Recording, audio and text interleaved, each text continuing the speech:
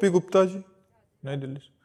राधे राधे महाराज जी। महाराज जी, क्यों ऐसा होता है कि जब मुझे किसी चीज, करियर या पैसा, कोई इंसान की सबसे ज्यादा जरूरत होती है तभी वो नहीं मिलता, और जब बाद में मिलता है तो उतनी खुशी भी नहीं होती? बाद में वो खुशी पहले जैसी खुशी कैसे? प्रारब्ध, प्रारब्ध, यही एक शब्द है, प्रारब्ध। प्रारब्ध का है कि 10 वर्ष बाद आपको धन की प्राप्ति होगी। तो अब 10 वर्ष आप चाहे जितना प्रयास कर लें, 10 वर्ष आपको सफलता नहीं मिलेगी, चाहे जितना प्रयास कर लें। हाँ, भागवतिक प्रयास कर लें तो सफलता मिल जाएगी। भागवतिक प्रयास जैसे भगवान का नाम जप है, और भागवतिक अनुष्ठान है, गजेंद्र मोक्ष का पाठ है, बहुत से ऐसे भागवतिक अनुष्ठान हैं जिनके अनुष्ठान करने से हमारी विपत्ति दूर हो सकती है, हमारी समस्या का समाधान हो सकता है। लेकिन यदि हम सहज में ऐसे चल रहे हैं तो फिर 10 वर्ष के बाद यदि है तो 10 वर्ष के बाद ही मिलेगा, पहले नहीं मिलेगा। ये सब पहले से निश्चित है, पहले से प्रारब्ध निश्चित है। पुरुषार्थ के लिए तुम्हें, अब जैसे इस समय आप हैं, अब आप नाम जप कर सकते हैं, ये आपको प्रारब्ध से क्या लेना देना?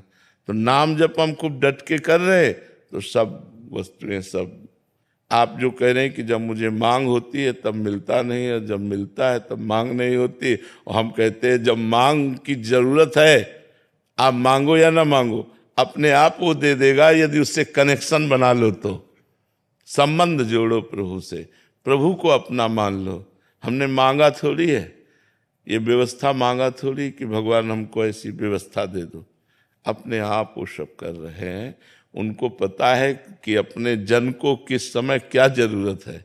मुझे लगता है भगवान की शरण में आया जाए और भगवान का नाम जप किया जाए तो प्रारब्ध हमको परास्त नहीं कर पाएगा। मतलब भगवान का भरोसा, हम तुम्हें पक्की बात कहते, भगवान का भरोसा और भगवान का आश्रय ये सब ठीक कर देगा। अगर भगवान से विमुख हो तो फिर प्रारब्ध तो फिर देख लो मिट्टिया मेट कर ही रहा है। सारे संसार को सुख दुख के चक्र में फंसाकर समय को नष्ट कर रहा है। मृत्यु नजदीक आ जाती है, दुर्लभ मानव शरीर छूट जाता है, फिर अन्य योनियों में हम भटकते रहते हैं। हमें न भजन करने का अधिकार मिलता है, न क्रियमाण कर्म करने का अधिकार मिलता है, केवल भोग भोगते रहते हैं। जी। प्रेमिला जी, नोएडा से। श्री हरिवंश महाराज जी, गुरुदेव भगवान, मेरे अंदर की कमियां मुझे आईने की तरह साफ साफ दिखाई देती हैं। जब क्रिया हो जाती है तब अंदर बहुत ग्लानि जलन होती है। प्रभु, मैं चाहकर भी इन कमियों को दूर नहीं कर पा रही। गुरुदेव भगवान, ऐसे में कैसे? हाँ, भगवान से प्रार्थना कीजिए। कुछ कमियां ऐसी होती हैं, हम ये गलत कहते हैं कि हम चाह कर भी नहीं छोड़ पाते। हमारी सुख बुद्धि होती है उन कमियों में। जो भी कमी होती है जिसे हम छोड़ना चाहते हैं और हम भूल से कह रहे हैं कि हमारी चाह है ये छूट जाए, पर छूटती नहीं है, ये भूल से कह रहे हैं, सही नहीं कह रहे। अगर सही कहें तो हमारी उससे सुख बुद्धि नष्ट हो जाए। जो पदार्थ है, जो वस्तु है, जो व्यक्ति है, जहां हमसे गलती हो रही है उसमें हमारी सुख बुद्धि होती है। तो यद्यपि एक मन से हम चाहते हैं कि हमसे कभी ना हो, लेकिन सुख बुद्धि होने के कारण हमसे वो गलती हो जाती है। तो सुख बुद्धि का नाश हुए बिना ये गलतियां रुकती नहीं है। जब सुख बुद्धि का नाश हो जाता है तब ये रुकती है। सुख बुद्धि के लिए ज्ञान की जरूरत है, ज्ञान ही वैराग्य दिलाएगा, और ज्ञान के लिए भजन की जरूरत है। सत्संग सुनो और खूब भजन करो डटकर। बिना भजन के अध्यात्म का कुछ नहीं जान पाओगे। जो भजन करते हैं वही अध्यात्म को समझ पाएंगे, बिना भजन के अध्यात्म को नहीं समझ पाओगे।